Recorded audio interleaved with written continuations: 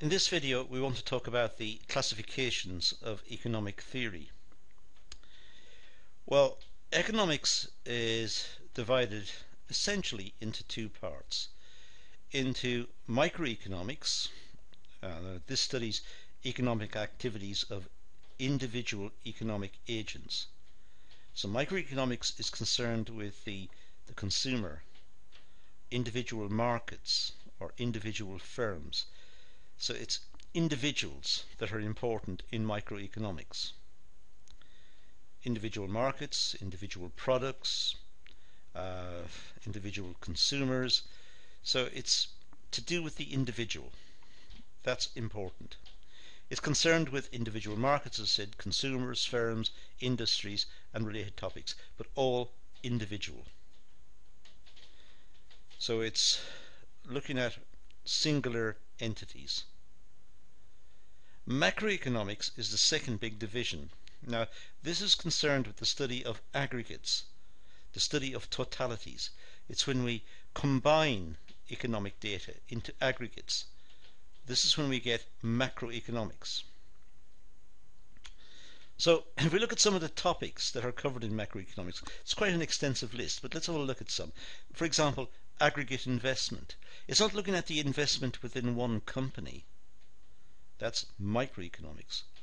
It's looking at aggregate investment, investment in all the companies in the country. So that's aggregate investment. It's looking at the balance of payments, not the import or export of a particular commodity or product.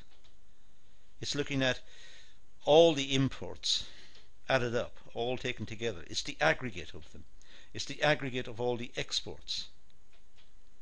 And it's one subtracted from the other, giving us the balance of payments.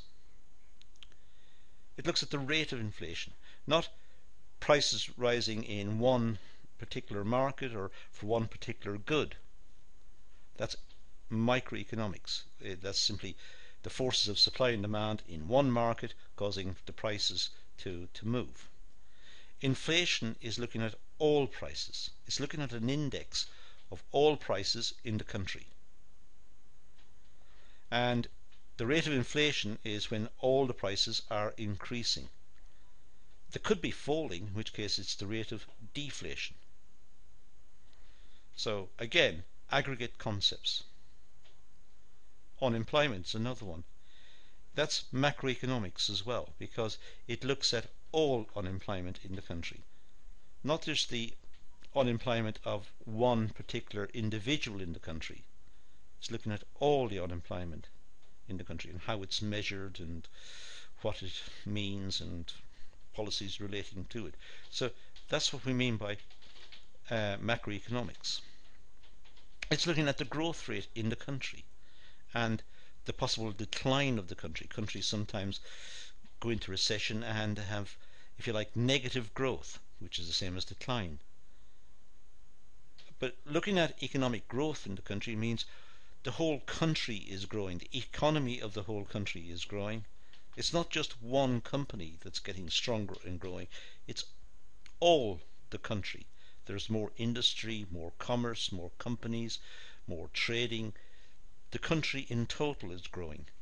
That's a macroeconomic concept. As is consumption expenditure.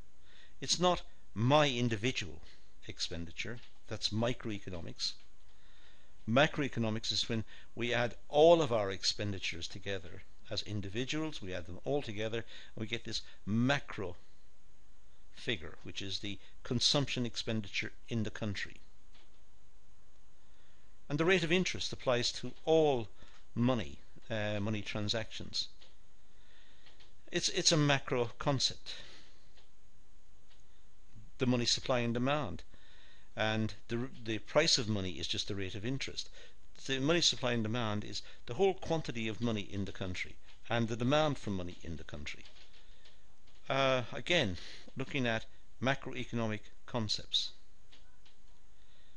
And government expenditure and taxation, which is sometimes known as fiscal policy. And fiscal policy is a macroeconomic topic. It looks at all government expenditure, all across the various departments of government, from defence, health, education, law and order, all of the government expenditures, and all of the taxation it receives from companies and from individuals, from employment, from expenditure on goods and services, and so on. So it's a macro concept.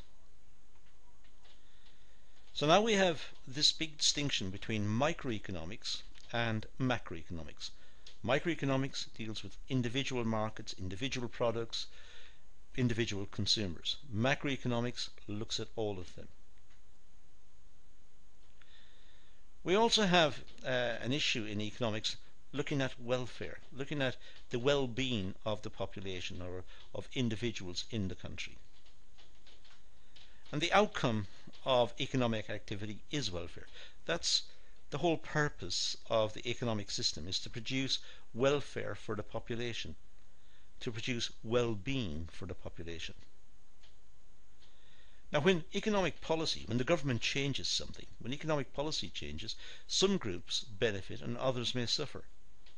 For example, let's say the government decides to help some section of the population. It decides to help people, helps them to buy homes, to buy houses. So it gives them a grant towards the buying of a house. Let's pretend.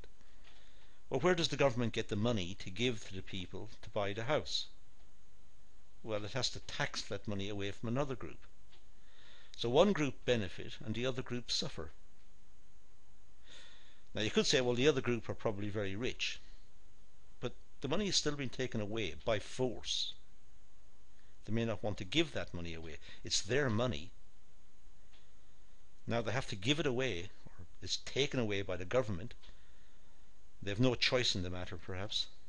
So one group benefit and the other group suffer. And that's often the case with economic policy, that you find some group within society will benefit, other groups may suffer. Industry might benefit from some policy, consumers may lose out. Consumers might benefit and industry loses out. So, generally speaking, you'll find somebody loses when somebody wins. A famous Italian economist back in the 1930s, Alfredo Pareto, who became popular for one principle in which we can judge welfare changes. This is called the Pareto improvement. This means that if you can make one group better off without damaging another group, without hurting another group or another individual, that's called a Pareto improvement. So the government is constantly looking for policies in which some people will win and yet no one will lose. Now that would be a Pareto improvement. It could happen in times of economic growth, that the benefits from economic growth go to some particular section of the population, and the section who don't benefit, at least they don't lose. So that could be a Pareto improvement. So one section benefits and the others don't lose out. They don't have to pay for it. And related to this concept is this idea that Pareto efficiency is said to exist when a policy change can increase the welfare of one person without decreasing the welfare of someone else. So that's what I meant by a Pareto improvement. It means that when a policy change, the government changes some policy, some rule, it can increase the welfare of at least one person is better off, but yet no one is made worse off. That's a Pareto improvement. It doesn't have to be a whole group, just one person being made better off and no one made worse off. That's a Pareto improvement. But related to this is this concept of Pareto Optimality. This exists when no one can be made better off without making someone worse off. Whenever a situation exists that in order to make someone better off, someone else has got to be made worse off, if that is the situation, this is called Pareto Optimality. In other words, any adjustment, any policy by the government is going to make someone worse off. Any change in policy is going to make someone worse off. If that exists, in the current state is Pareto optimal. No one can be made better off without hurting someone else. If that's the case, that is called Pareto Optimality. So in this short video, what we've looked at is the two key areas of economic study, microeconomics and macroeconomics.